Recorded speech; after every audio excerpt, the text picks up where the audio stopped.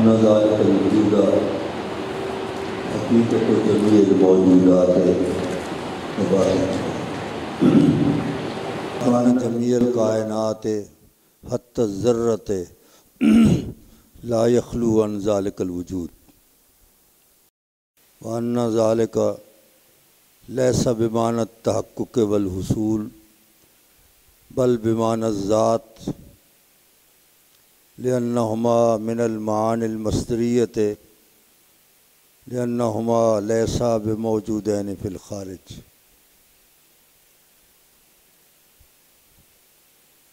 ولا يترك الوجود بهذا المعنى على الحق سبحانه الموجود في الخارج تعالى عن ذلك علوا كبيرا.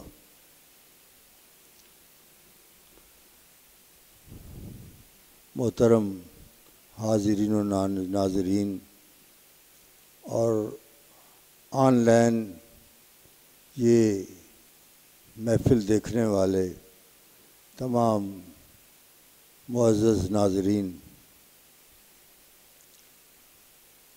اللہ پاک کی بے شمار حمد اور اس کے محبوب کریم صلی اللہ علیہ وسلم کی بے حد و حساب نعت کے بعد کچھ چند باتیں تصوف کے حوالے سے جو سلسلہ ہم نے شروع کیا ہوا ہے اور اس کا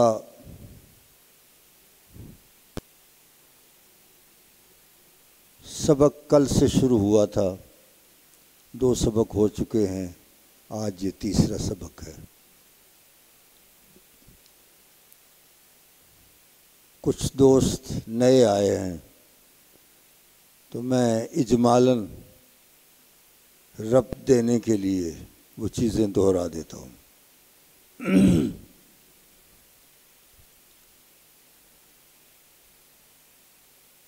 اس درس میں اللہ تعالیٰ کی ذات کے بارے میں گفتگو ہے۔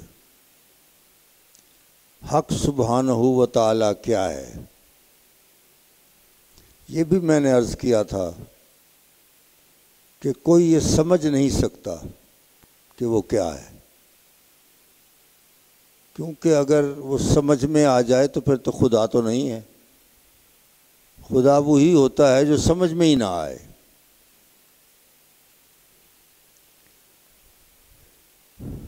وہ کہتے ہیں کہ ان الحق سبحانہ و تعالی هو الوجود، حق سبحانہ و تعالی وجود ہے۔ وجود کا ایک معنی جو ہم عام طور پہ سمجھتے ہیں، جو متبادر الفہم ہوتا ہے کہ ہر ایک چیز جو ٹھوس ہے وہ وجود ہے، اس معنی میں نہیں ہے۔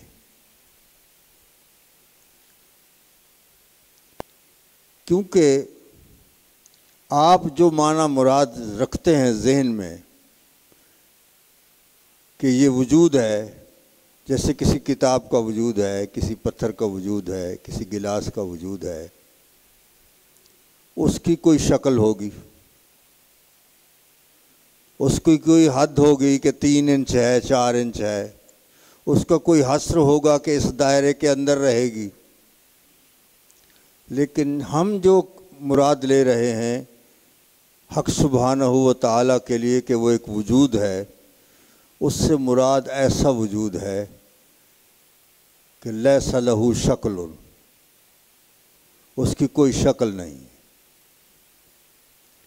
ولا حد، اس کی کوئی حد نہیں ہے، اس کا کوئی حصر نہیں ہے۔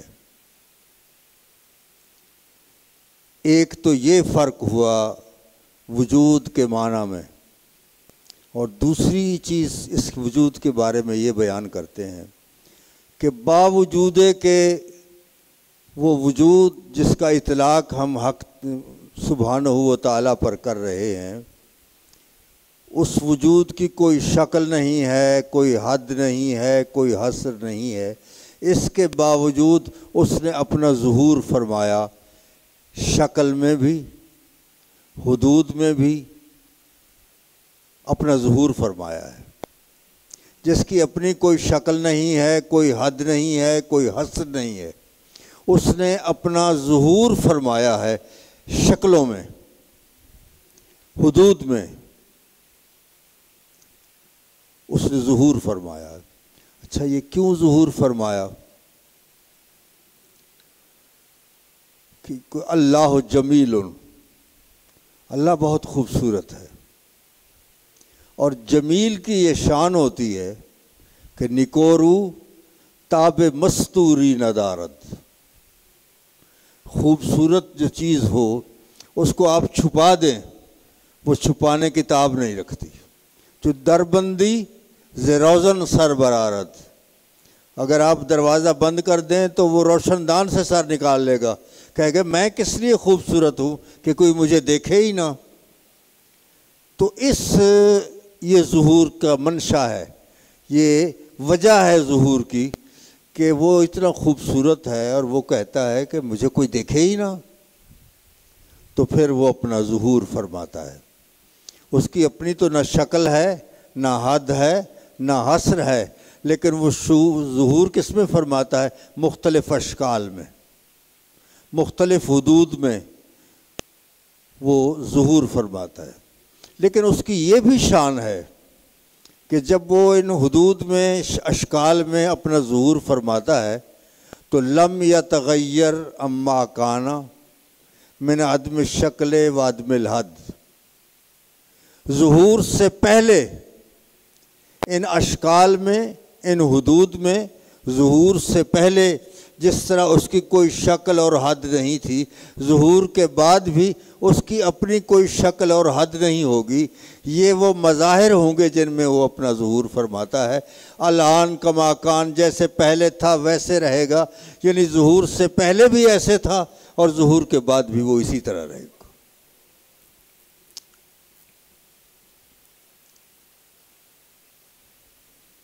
تین باتیں۔ چوتھی یہ بات، وَأَنَّ الْوُجُودَ وَاحِدٌ، وجود ایک ہے۔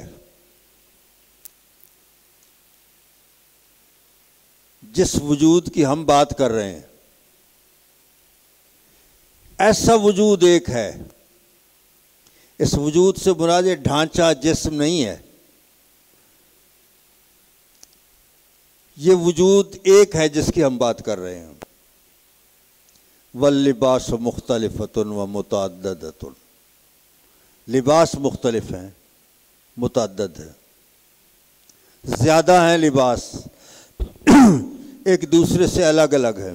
اب یہاں ایک طرف سے شروع کر دیں، سارے یہ انسان تشریف فرما ہے، لباس الگ الگ ہیں، اس لباس میں بھی وہی ہے، اس لباس میں بھی وہی ہے، اس لباس میں بھی وہی ہے، اس لباس میں بھی وہی ہے۔ تو شکلوں کے اختلاف سے دھوکہ نہ کھائیے ہو یار، جس لباس میں پہچان جائیے۔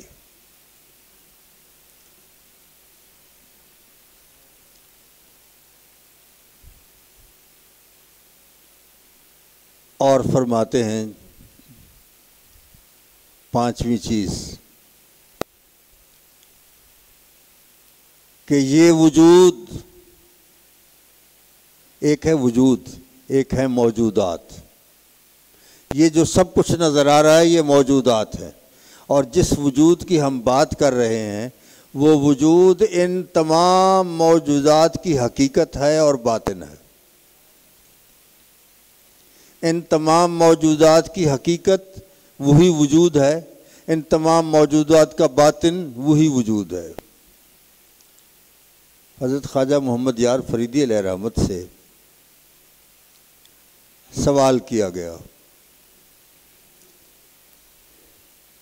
کہ آپ نے یہ شعر لکھا ہے، بجاتے تھے جو انی عبدہو کی بنسری ہر دم، خدا کے عرش پر انی ان اللہ بن کے نکلیں گے، کہ جو انی عبدہو کہتے رہے ساری زندگی میں اس کا بندہ ہوں، تو وہ جب خدا کے عرش پہ تشریف لائیں گے نا، انی ان اللہ بن کے نکلیں گے، وہ فرمائیں گے میں اللہ ہوں. انی اللہ کا معنی یہ ہے. تو انہوں نے کہا حضرت آپ کا شعر ہے ہم پڑھیں گے تو صحیح، لیکن اس کا مطلب بھی ہمیں آنا چاہیے. آپ نے فرمایا کہ قیامت کے دن ایک کام ہوگا. کیا؟ کہ جو ظاہر ہے وہ باطن ہو جائے گا، جو باطن ہے وہ ظاہر ہو جائے گا. جو ظاہر ہے وہ باطن ہو جائے گا اور جو باطن ہے وہ ظاہر ہو جائے گا. تو فرمایا جس کا ظاہر وجہ اللہ ہے اس کا باطن پھر کیا ہوگا؟ جس کا ظاہر وجہ اللہ ہے. اچھا اس آیت پہ بھی غور فرمائیں. کل من علیہا فان. ایک وقت آئے گا جب دنیا کی ہر چیز فنا ہو جائے گی. ہر چیز فنا ہو. کل من، جو بھی چیز ہے وہ فنا ہو جائے گی. وَيَبْقَى، ایک چیز باقی رہے گی.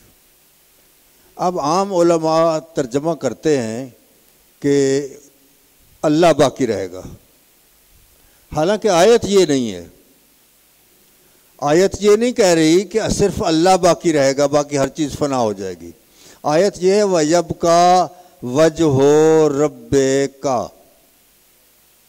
باقی رہے گا تیرے رب کا چہرہ. اگر سیدھی بات ہو سکتی تھی وَيَبْقَى اللہ فرما دیتا. کل من علیہا فان وَيَبْقَى اللہ، ہر چیز فنا ہو جائے گی اور اللہ باقی رہ جائے گا. یہ نہیں فرمایا. فرمایا وَيَبْقَى وَجْهُ رَبِّكَ، باقی رہ جائے گا تیرے رب کا چہرہ.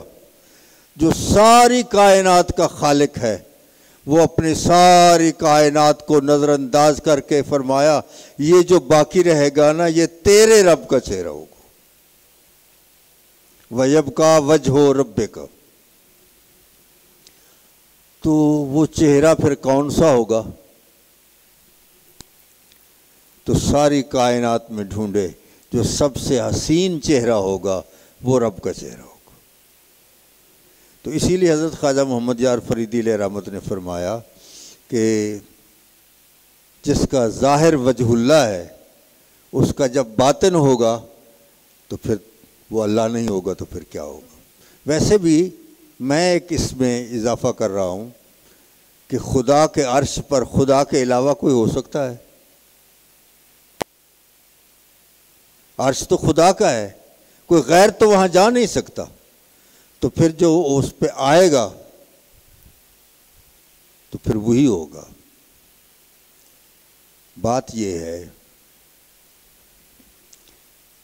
کہ یہ مسئلہ وحدت الوجود جس کو سمجھ میں آ جاتا ہے وہ اس کو یہ ساری باتیں سمجھ آ جاتی. اور اگر مسئلہ وحدت الوجود سمجھ نہیں آتا تو پھر ہر بات پہ کانٹا لگا دیں گے، ہر بات پہ اعتراض کر دیں گے، یہ ہوتا چلا جائے گا. آپ بڑے محتاط گفتگو فرماتے تھے، اشعار بھی بڑے محتاط فرماتے تھے. اس میں آپ نے یہ نہیں کہا کہ میں یہاں کہہ رہا ہوں کہ یہاں ہوگا. فرمایا خدا کے عرش پر. تو خدا کے عرش پر اس کے سوا تو کوئی ہو ہی نہیں سکتا.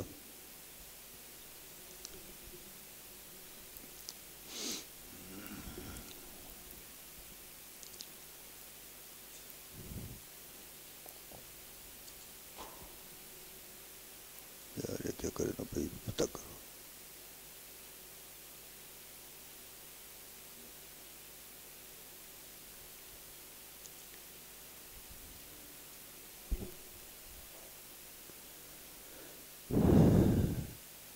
یہ وجود تمام موجودات کی حقیقت ہے. چھٹی چیز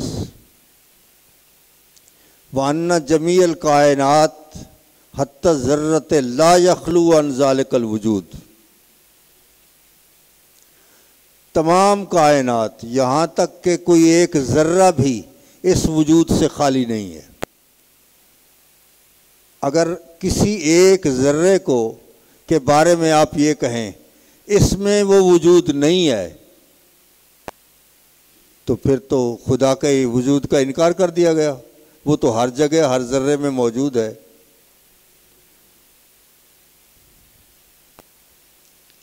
لیکن اس کو سمجھنے کی بڑی ضرورت ہے۔ ایک بات میں آپ کی خدمت میں عرض کرتا ہوں، توجہ فرمائیں۔ ایک حرف ہے لا، لا، لام الف لا، لکھا ہوا ہو لام الف لا، یہ ہے نا، لام الف لا آپ نے لکھا، آپ اس کا وجود ہے، وہ آپ کے سامنے موجود ہے، لا لکھا ہوا ہے، اس کا معنی کیا ہے؟ بس یہی بات ہے، وہ ہے مگر نہیں ہے۔ یہ کائنات اسی طرح سے ہے، وہ ہے مگر نہیں ہے۔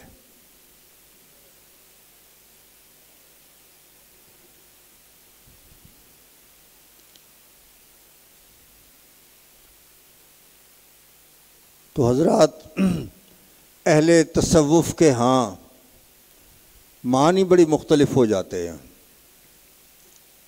بہت سی چیزیں ان پہ غور کرنے کی ضرورت ہے۔ اکثر لوگ نہ سمجھنے کی وجہ سے تصوف پہ اعتراض کرتے ہیں، اور وہ کہتے ہیں جی یہ لوگ شریعت کو چھوڑ دیتے ہیں اور اہل طریقت بن جاتے ہیں، اہل تصوف بن جاتے ہیں۔ یہ کبھی بھی نہیں ہے اہل تصوف کے نزدیک کہ شریعت کو چھوڑ دیا جائے۔ شریعت بنیاد ہے جہاں سے تصوف کا آغاز ہوتا ہے۔ 4 چیزیں ہیں: شریعت، طریقت، معرفت اور حقیقت۔ شریعت، طریقت، معرفت اور حقیقت، ان کا آپس میں کیا تعلق ہے؟ چولی دامن کا ساتھ ہے ان کا۔ آپ اگر دیسی گھی حاصل کرنا چاہتے ہیں، اس کا طریقہ کار کیا ہے؟ اس کے لیے ضروری ہے کہ پہلے دودھ ہو۔ دودھ نہیں ہے تو آپ دیسی گھی نہیں حاصل کر سکتے۔ پھر اس دودھ کے لیے ایک یہ چیز ضروری ہوتی ہے کہ اس کو جاگ لگایا جائے، اور اگر جاگ نہ لگائیں تو صبح تک وہ خراب ہو جائے گا۔ جاگ لگانے کے بعد پھر صبح اس میں مدھانی ڈالی جاتی ہے، اس کو بلویا جاتا ہے، پھر اس میں سے مکھن نکلتا ہے۔ اس مکھن میں پھر کچھ آلائش ہوتی ہے، اس کو پھر گرم کیا جاتا ہے، آلائش الگ ہو جاتی ہے تو وہ گھی بن جاتا ہے۔ یہ ہے طریقہ کار۔ تو شریعت ایک دودھ ہے، شریعت ایک دودھ ہے۔ اگر وہ نہیں ہے تو آپ تصوف کا کوئی منزل طے نہیں کر سکتے۔ اور اگر اس شریعت کے دودھ کو جاگ نہ لگائی جائے طریقت کی تو وہ خراب ہو جاتا ہے۔ اس لیے اس کو جاگ لگانا بڑا ضروری ہے۔ آپ دیکھ لیں اسپین کی صورتحال آپ کے سامنے ہے۔ وہاں جو لوگ گئے تھے وہ اہل طریقت نہیں گئے تھے، اہل علم تو گئے تھے، علماء تو گئے تھے، صوفیاء نہیں گئے تھے، اہل طریقت نہیں گئے تھے۔ اس کا نتیجہ کیا نکلا کہ میں جب وہاں مسجد قرطبہ میں گیا ہوں تو ہمارے پیچھے پیچھے تھے سیکورٹی والے، کہیں نماز نہ پڑھ لیں یہاں۔ اور اتنی بڑی عظیم مسجد قرطبہ ہے کہ ہم اس کے چکر کاٹتے ہوئے تھک جاتے ہیں۔ اس میں انہوں نے 2 چرچ بنائے ہوئے ہیں، اس مسجد میں کئی جگہ پہ بت رکھے ہوئے ہیں۔ تو وہ ناکامی کیوں ہوئی وہاں؟ 950 سال حکومت کرنے کے باوجود آج وہاں نماز پڑھنی مشکل ہو رہی ہے۔ اس کی وجہ یہ ہے کہ وہاں صوفیاء نہیں گئے، صرف علماء گئے۔ تو یہ بھی ایک بات قابل غور ہے کہ سمجھا جاتا ہے کہ شاید صوفیاء اہل علم کے مخالف ہیں، قطعاً نہیں۔ ہر صوفی عالم ضرور ہوتا ہے، ہر صوفی عالم ضرور ہوتا ہے، ہر عالم صوفی نہیں ہوتا۔ نسبت عام خاص مطلق کی ہے۔ جب یہ صورتحال ہوتی ہے تو ایک ایسا عالم جو صوفی بھی ہے اور ایک ایسا عالم جو صوفی نہیں ہے، ان کے معنوں میں وہ جب معنی کرتے تو اس میں فرق آ جاتا ہے۔ ایک حدیث پاک میں آپ کے سامنے رکھتا ہوں۔ حدیث پاک میں ہے، حضور نبی اکرم صلی اللہ علیہ وسلم ارشاد فرماتے ہیں، اگر تم کوئی برائی دیکھو تو اس کو ہاتھ سے روکو، اگر ہاتھ سے نہیں روک سکتے تو زبان سے روکو، اور اگر زبان سے بھی نہیں روک سکتے تو اس کو دل سے تو برا جانو۔ آگے فرمایا وَذَلِكَ أَضْعَفُ الْإِيمَانِ۔ اس کا ترجمہ جو علماء کرام نے کیا وہ کیا کہ یہ ایمان کی کمزور ترین قسم ہے کہ ایک برائی کو تم ہاتھ سے بھی نہیں روک سکتے، زبان سے بھی نہیں روک سکتے، صرف دل سے برا سمجھتے ہو، تو یہ ایمان کی کمزور ترین قسم ہے۔ صوفیاء نے اس کا معنی کچھ اور کیا۔ انہوں نے کہا کہ بھئی دیکھو، ایک برائی وہ ہے جس کو آپ نے زبان کے ساتھ صرف برا کہا، اور ایک آدمی نے اسی برائی کو دل سے برا سمجھا، آپ اس کو کہہ رہے ہیں اس کا ایمان کمزور ہے۔ کسی برائی کو دل سے برا سمجھنا یہ تو ایمان کی مضبوط قسم ہے، آپ اس کو کمزور قسم کیوں کہہ رہے ہیں؟ تو وہ کہتے ہیں جی آگے پڑھیں، وَذَلِكَ أَضْعَفُ الْإِيمَانِ، یہ ایمان کی کمزور ترین قسم ہے، تو پھر ہم کو اس کو کمزور کیوں نہ کہیں؟ بات یہ ہے، لفظ ہے اضعف، الف ضاد عین فے، اضعف۔ تو اضعف کا جو لفظ ہے یہ ضوف سے بھی بنتا ہے اور زیف سے بھی بنتا ہے۔ اگر اس کو ضوف سے بنایا جائے تو کمزوری مراد ہوتا ہے، اور اگر زیف سے بنا جائے تو دگنا چگنا مراد ہوتا ہے کہ کسی برائی کو آپ دل سے برا سمجھتے ہیں، یہ تو دگنا چگنا ایمان ہے، ایمان کی مضبوط ترین قسم ہے۔ یہ فرق ہوتا ہے عام عالم میں اور ایک صوفی عالم میں کہ اس کا ترجمہ اس طرح کا ہوتا ہے۔ یہاں کمزوری کے حوالے سے مجھے ایک شعر نعت کا یاد آ رہا ہے، کسی بڑے اچھے شاعر کا لکھا ہوا ہے۔ عام طور پہ یہ ہوتا ہے کہ ایک کمزور آدمی کسی صحت مند آدمی کو کہتا ہے ذرا مجھے سہارا دینا، میری مدد کرنا، کیونکہ میں کمزور ہوں، تو صحت مند ہے، ذرا میرا ہاتھ پکڑنا، میری مدد کرنا۔ لیکن حضور کے روضہ اقدس پہ جو عاشق کھڑا ہوا ہے وہ کیا کہتا ہے؟ اسے مدد کی ضرورت ہے، لیکن وہ کسی صحت مند سے نہیں کہتا کہ میری مدد کر، وہ ضعف اور کمزوری کو کہتا ہے، اے ضعف مدد کر، اے ضعف مدد کر، در آقا پہ گرا دے، اے ضعف مدد کر، در آقا پہ گرا دے، دربان کہیں اٹھ، کہوں اٹھا نہیں جاتا۔ تو بعض اوقات یہ کائنات عشق کوئی الگ چیز ہے، اس کے معنی الگ ہوتے ہیں۔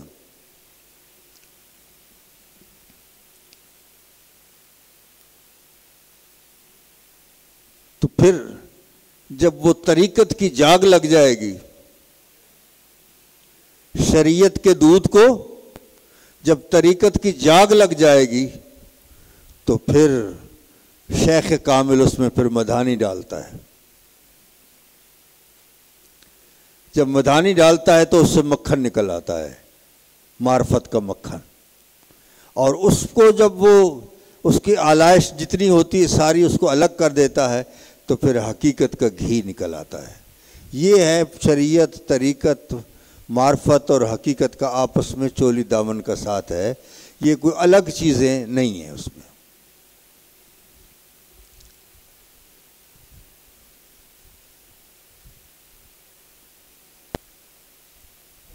علم علماء کے پاس بھی ہوتا ہے، صوفیاء کے پاس بھی ہوتا ہے، لیکن علم میں فرق ضرور ہے۔ ایک غیر صوفی عالم کے پاس علم ہے، ایک صوفی عالم کے پاس علم ہے۔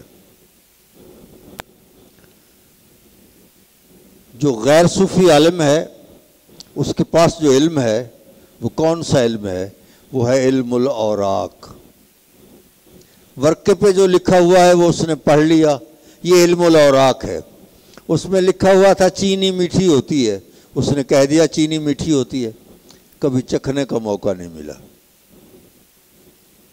یہ علم الاوراق ہے، ورقوں کا علم ہے۔ اور جو صوفی ہے اس کے پاس ہے علم الاذواق، ذائقوں کا علم ہے اس کے پاس۔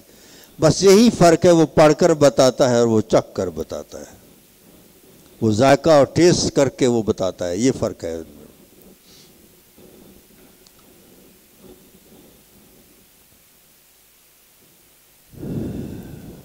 علم کی تین قسمیں ہیں۔ علم ایک ہے العلم من اللہ، اللہ کی طرف سے ایک عطا ہو جاتا ہے علم، اور ایک ہے العلم مع اللہ، اللہ کے ساتھ، پھر اس کی معیت میں رہتا ہے، اس کے ساتھ رہتا ہے۔ اللہ نے تو علم دے دیا، اس کے بعد علم کو حاصل کرنے کے بعد اللہ کی معیت حاصل ہو۔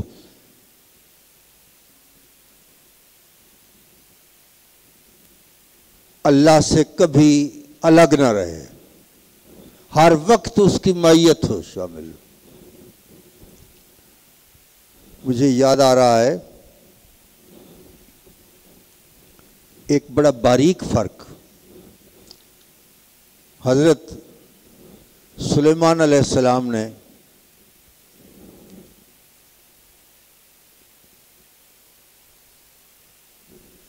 جب خط لکھا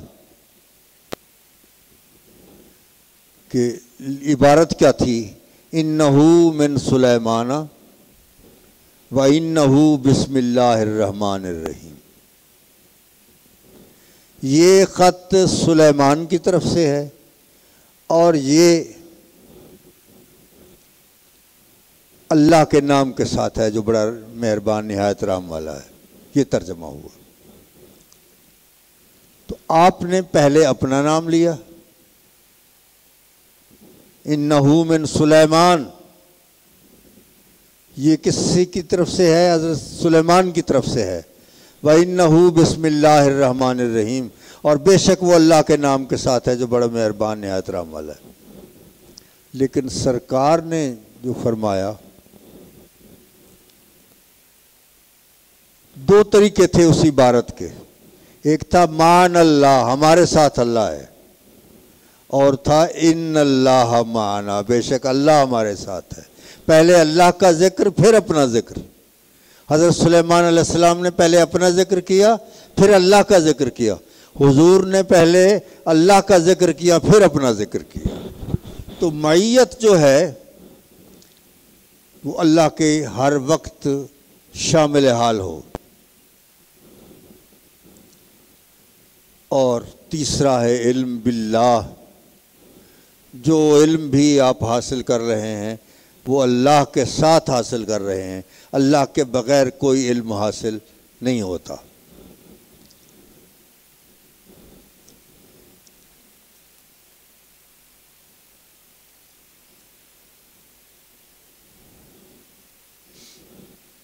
ایک دو باتیں اور آپ کی خدمت میں عرض کرتا ہوں۔ حضرت ابو الحسن بونجی رحمۃ اللہ علیہ فرماتے ہیں، التصوف اليوم اسم بلا حقیقت، آج کے دور میں تصوف ایک نام ہے لیکن وہ حقیقت ہے نہیں۔ حقیقت میں تصوف ہے نہیں، نام رہ گیا ہے، نام کا تصوف رہ گیا ہے۔ اور ایک دور وہ تھا اس کا نام نہیں تھا تصوف، لیکن یہ موجود ضرور تھا۔ میں نے کل بھی ایک بات عرض کی تھی، وہ دہرا دیتا ہوں کہ اصحاب صفہ جو تھے سرکار کی بارگاہ میں بیٹھنے والے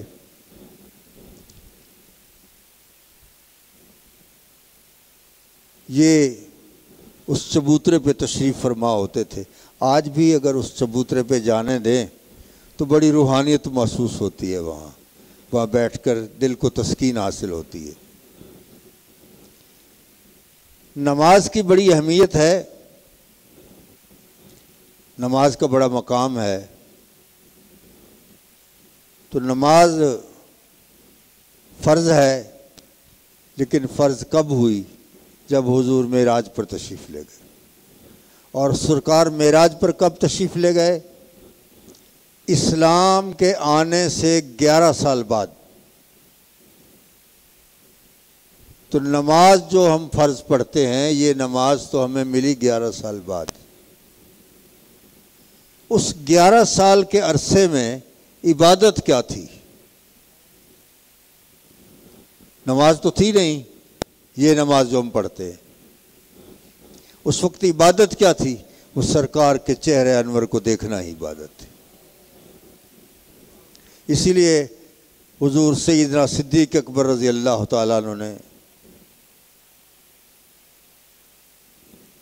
جب حضور نے 3 چیزیں فرمائیں، حبب الی من دنیاکم ثلاث، مجھے تمہاری دنیا سے 3 چیزیں پسند ہیں، الطیب والنساء وقرۃ عینی فی الصلاۃ، خوشبو، عورتیں اور آنکھوں کی ٹھنڈک نماز میں. میری آنکھوں کی ٹھنڈک نماز میں ہے. 3 چیزیں. اچھا، اس کا جو معنی ہے آنکھوں کی ٹھنڈک نماز میں، اس کے 2 معنی ہیں. ایک معنی تو یہ ہے کہ جو میں نماز پڑھتا ہوں وہ میری آنکھوں کی ٹھنڈک ہے، اور ایک اس کا یہ معنی ہے کہ میری بیٹی سیدہ فاطمہ الزہرا رضی اللہ تعالیٰ عنہ جب وہ میری آنکھوں کی ٹھنڈک ہے، وہ جب نماز پڑھ رہی ہوتی ہے تو اس وقت مجھے بہت پیاری لگتی ہے. ایک اس کا یہ معنی بھی ہے. سیدنا صدیق اکبر رضی اللہ تعالیٰ عنہ نے جب یہ سنا کہ حضور نے فرمایا ہے کہ مجھے تمہاری دنیا سے، اپنی دنیا نہیں فرمایا، تمہاری دنیا سے 3 چیزیں پسند ہیں، الطیب، خوشبو، والنساء اور عورتیں. عورتوں کا کیوں فرمایا کہ مجھے پسند ہیں؟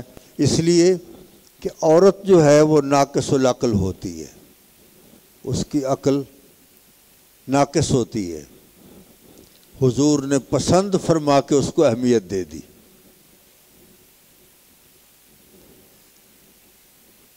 وہ قرۃ عینی فی الصلاۃ، اور میری آنکھوں کی ٹھنڈک نماز میں. سیدنا صدیق اکبر رضی اللہ تعالیٰ عنہ نے جب یہ سنا تو انہوں نے عرض کی، حضور مجھے بھی 3 چیزیں پسند ہیں. کون کون سی؟ پہلی چیز فرمایا الجلوس بین یدیک، حضور میں آپ کے سامنے بیٹھا رہوں.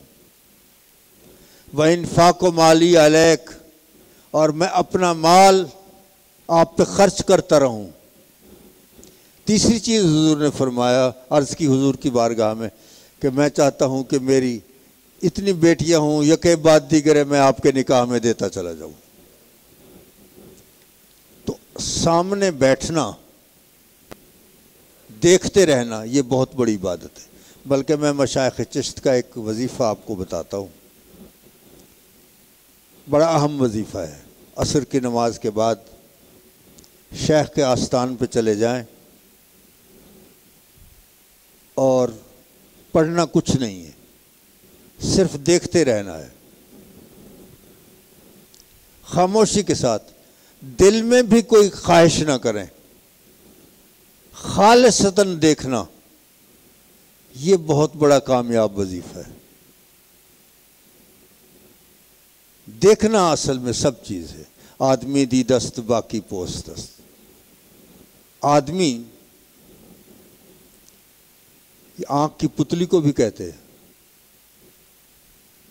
آنکھ کی پتلی کو، تو سارا نور اسی میں ہے. آنکھوں نے خود میں سارا مدینہ سمو لیا. چھوٹی سی چیز کتنا بڑا کام کر گئی. تو اسی لیے عارف رومی نے فرمایا آدمی دی دست باقی پوست است. اللہ دیکھنے کی توفیق عطا فرمائے، دیکھنے کی دولت نصیب فرمائے۔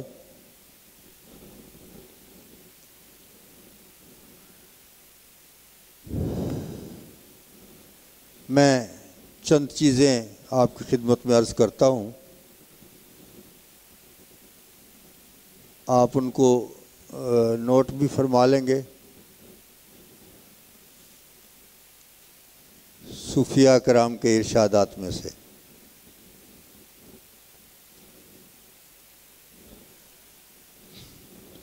ایک بات تو یہ کہ تصوف کا مقصد کیا ہے؟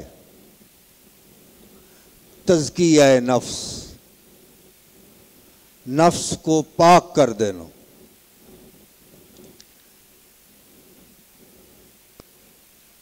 حضور کی تشریف آوری کا مقصد بھی یہی تھا، وَيُزَكِّيهِمْ، کہ ان کو پاک کر دے اور اندر پاک کر دینا۔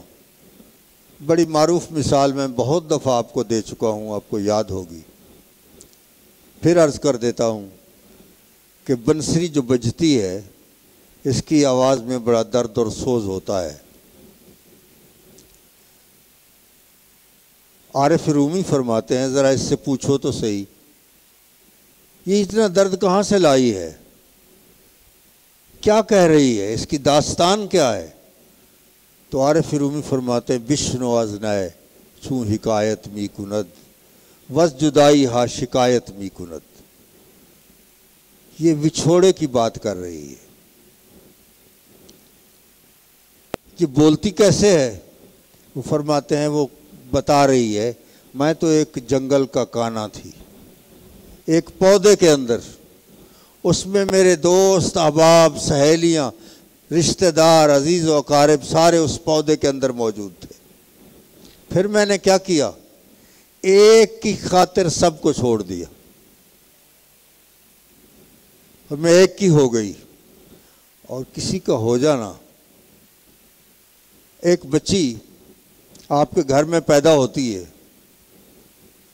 16 سال تک آپ کے گھر میں رہی ہے، کبھی آپ نے اس کے لیے کوئی پروٹوکول نہیں دیا، اس کو کبھی اس کا استقبال نہیں کیا، اس کے لیے کوئی اہتمام نہیں کیا۔ ایک دن ایسا آتا ہے کہ اس کے کپڑوں کو گوٹا کناری لگایا جاتا ہے، اس کے لیے دیگیں پکائی جاتی ہیں، شامیانے کناتے لگ رہے ہوتے ہیں، راستے سجائے جا رہے ہوتے ہیں، بہت کچھ پکایا جا رہا ہوتا ہے۔ کوئی اگر پوچھے، صاحب کیا بات ہے آج، یہ کیسا اہتمام ہے؟ وہ کہتے ہیں، جی آج ہماری بچی کی شادی ہے۔ بھئی بچی 16 سال تک تو آپ کے گھر رہی ہے، کبھی آپ نے اس کے لیے ایسا نہیں کیا، آج کیوں کر رہے ہیں؟ تو وہ کہتے ہیں، یہ آج کسی کی ہو گئی ہے۔ تو کسی کا ہو جانا یہ بہت بڑی بات ہوتی ہے۔ دیکھیں جو اصحاب کہف کا کتا جو اس غار کے اندر نہیں گیا تھا، باہر بیٹھا ہوا تھا، لیکن اس کا تعلق تھا اصحاب کہف کے ساتھ، جس کو اللہ نے فرمایا وَقَلْبُهُمْ، ان کا کتا تھا۔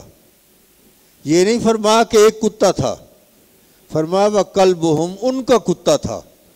اس کا تعلق اتنا تھا کہ 6 ماہ کے بعد وہ اصحاب کہف جو تھے وہ پہلو بدلتے تھے۔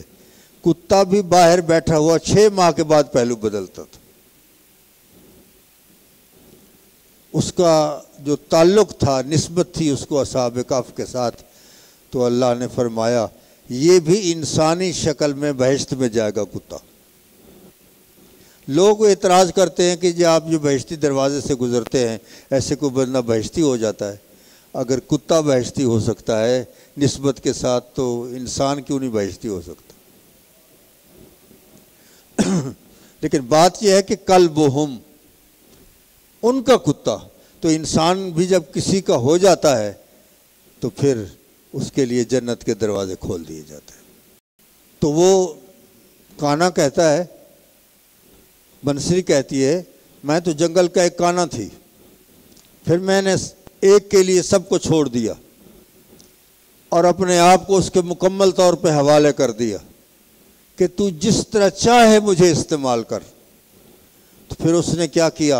اوپر سے مجھے کاٹا، نیچے سے کاٹا، میرا سائز درست کیا. یہ بھی ایک مرحلہ ہے.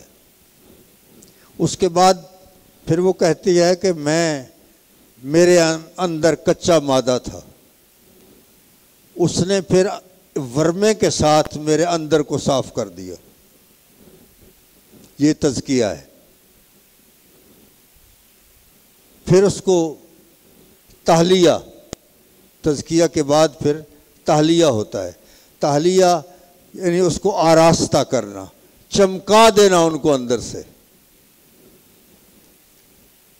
پھر اس نے میرے اندر کو چمکا دیا، باہر سے زیادہ اندر میرا چمک رہا تھا. اس کے بعد وہ کہتا ہے جب میں اس مرحلے سے بھی گزر گیا، پھر اس نے کیا کیا؟ میرے اندر سوراخ کیے، اور سوراخ بڑے سر میں کیے.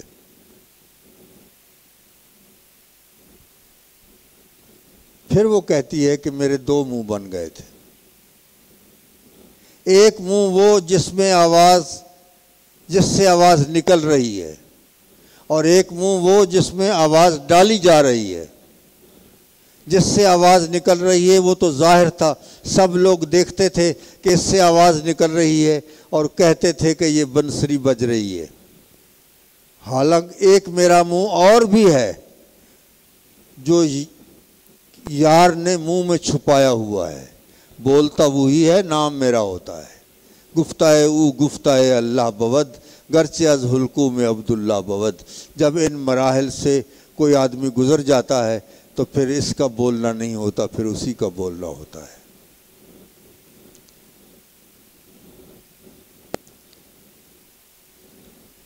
تو اخلاق ذمیمہ کو اور صفات خبیثہ سے اپنے آپ کو پاک کر لینا.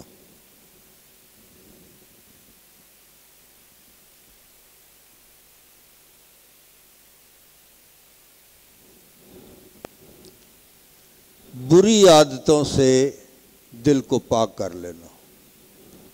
یہ بغض، حسد، کینہ، حرام کھانا، یہ سب چیزیں ان کو چھوڑنا پڑے گا.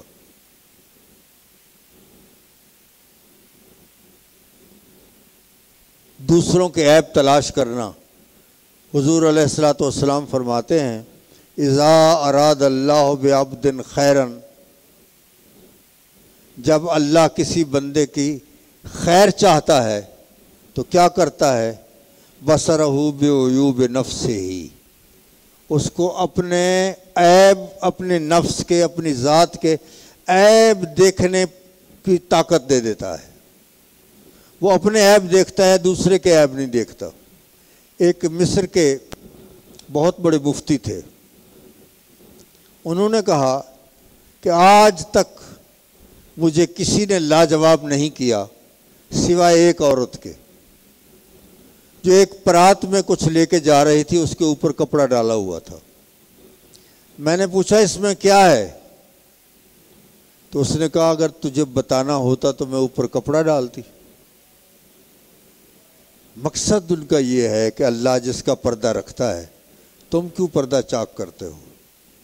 یہ بھی ایک وصف ہے دل کی صفائی کی کہ کسی کا پردہ چاک نہ کرو. حضرت امام اعظم رحمۃ اللہ علیہ نے کسی سے قرض لینا تھا، تو وہ قرض سا کے سامنے جب آپ وہ مقروض کے سامنے جب آپ تشریف لائے تو اس نے کہا اب کیا بنے گا، میں نے تو ان کا قرضہ دینا ہے. وہ چھپ گیا. آپ کو بڑی شرمندگی محسوس ہوئی کہ میرے قرضے کی وجہ سے یہ چھپ گیا ہے، اتنا پریشان ہوا ہے. آپ نے فرمایا میں نے اس کو معاف کر دیا. یہ ہے اخلاق حسنہ. اور دوستو اس طرح کرنے سے کبھی کمی واقع نہیں ہوتی، اس میں برکتیں آتی ہیں، برکتیں پڑتی ہیں. تو اصل جو ہے تصوف 2 چیزوں کا نام ہے، نکوئی بخلق वसिद्क बहक, मखलूक के साथ नेकी करना और रब के साथ सच बोलना। सच दो तरह के होते, एक मखलूक के साथ सच बोलना और एक खालिक के साथ सच बोलना। आपने नमाज पढ़ी है और आपने कहा मैंने पढ़ी है, तो ये मखलूक के साथ तो सच है। और अगर हमने इसलिए पढ़ी है कि लोग ये ना कहें कि ये नमाज ही नहीं पढ़ते, तो फिर ये मखलूक के साथ तो सच है, खालिक के साथ झूठ है। तो दोनों चीज़ों पे अमल ज़रूरी है। एक निकोई बखल्क, मखलूक के साथ नेकी करना, और अल्लाह के साथ सच बोलना। मैं एक वाक़या आपकी खिदमत में अर्ज़ करता हूँ। हमारे एक पीर भाई थे, सूफ़ी मोहम्मद सादिक साहब, उनका नाम भी सादिक था। वो यहाँ उर्स पे आए, सख्त गर्मियों का मौसम था। उर्स जब ख़त्म हुआ तो पीर भाइयों से मिल रहे थे कि जा रहे हैं। हमारे एक पीर भाई मरहूम थे रब्बानी साहब, उनसे जब मुलाकात हुई तो उन्होंने पूछा, सूफ़ी साहब कोई ख़र्चा ज़रूरत हो तो मैं पेश कर दूँ? उसने कहा जी नहीं, मेरे पास किराया है। तो उन्होंने कहा अच्छा किराया तो है, कुछ और आप इजाफ़ी रख लें, रास्ते में कोई ज़रूरत पेश आती है, कोई खाने पीने की या कोई और। उसने कहा जी इसके अलावा भी, किराए के अलावा भी मेरे पास 70 रुपया है। तो ठीक है, चले गए। कुछ 2 घंटे के बाद सख्त गर्मी में पसीना पसीना होकर वो तलाश कर रहे हैं रब्बानी साहब को। रब्बानी साहब से मुलाकात हुई तो उन्होंने कहा सूफ़ी साहब आप तो चले गए थे, आप कैसे वापस आ गए? उसने कहा जी मैंने आपसे कहा था कि मेरे पास किराए के अलावा 70 रुपया और भी है। मैं जब खानपुर पहुंचा हूं तो मैंने देखा मेरे पास 75 रुपये थे। मैंने कहा ये तो मैंने गलत बयानी की है, मैं जाके दोबारा अर्ज़ करूं कि मेरे पास 70 नहीं, मेरे पास 75 है। ऐसे सच्चे लोग हमारे सिलसिले में थे। अल्लाह हम सबको इस तरह सच बोलने की तौफीक अता फरमाए। तो सच, अल्लाह के साथ सच बोलना और मखलूक की खिदमत करना, सूफिया कराम का यही वतीरा रहा है, हमेशा मखलूक की खिदमत की है। अल्लाह ताला हम सबको इसकी तौफीक अता फरमाए। व आखिर दावाना अनिल हम्दुलिल्लाहि रब्बिल आलमीन।